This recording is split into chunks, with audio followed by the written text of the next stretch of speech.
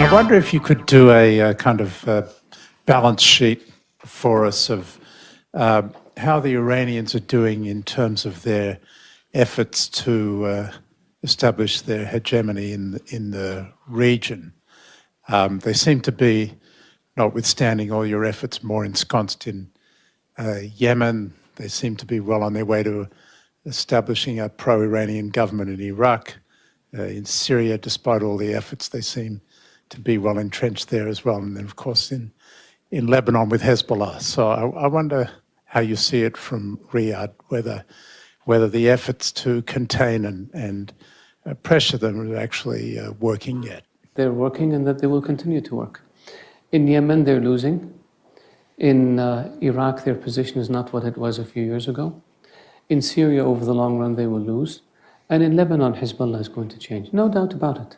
The Iranians are going to face tremendous pressure, economic pressure, and political pressure as a consequence of the sanctions that are being placed on them. We see their currency dropping incredibly. We see inflation up tremendously. We see budget deficits. We see an inability to sell oil. And we see rising discontent inside Iran. That's not a nice picture. If you go beyond the Middle East, the Iranian position in Africa is a skeleton of what it was 3 or 4 years ago. Iran is isolated in the Islamic world. Their position in places like Bangladesh and Malaysia and Indonesia, a fraction of what it was 3 years ago. And so I think the pressures are tightening. In the Middle East, like I said, you have the 4 spots. We're dealing with it. And it took them 35 years or so to entrench themselves.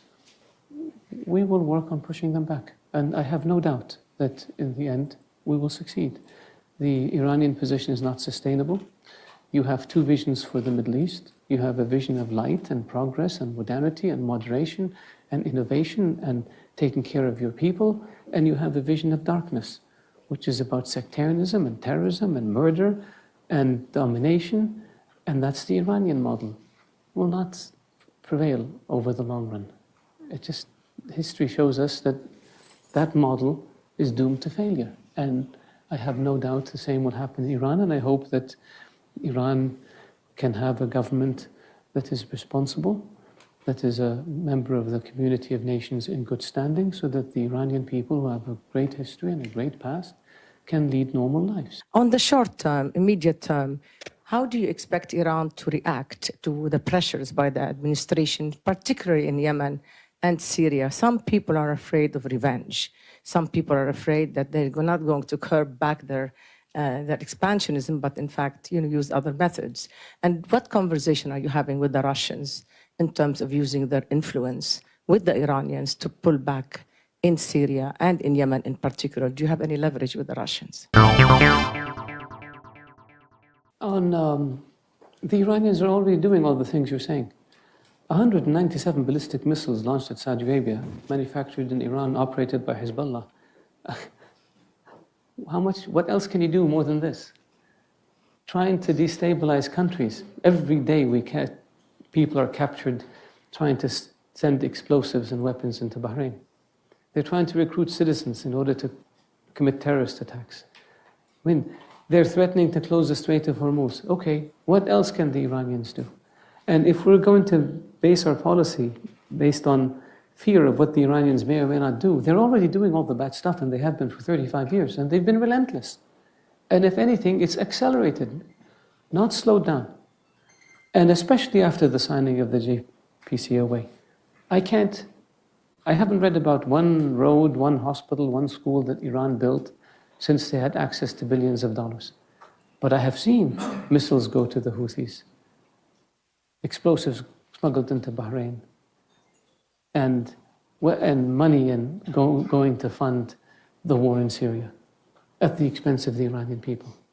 So the issue is, Iran is responsible for the position it's in. Iran is the world's chief sponsor of terrorism. Iran is the one that is trying to dominate the region. Iran is the one that is sending its Quds forces and revolutionary guards into other countries to destabilize them. And that has to stop. That has to stop. Now, with regard to Russia, we have conversations with Russia. We don't talk to people about talking to the Iranians. Our view is Iran has no role in the Arab world. Our position is that Iran has no role in the Arab world other than to get out. And with Russia, our conversations are about the general situation in the region, and it's about moving Syria towards a political process. It's about our common interests in terms of energy. It's about the peace process. It's about fighting extremism and terrorism. It's about the unacceptability of interfering in the affairs of other countries. So we have a good dialogue with Russia on this. And I think that in the long run in Syria, the Iranian position is not tenable. And so we're working in that direction.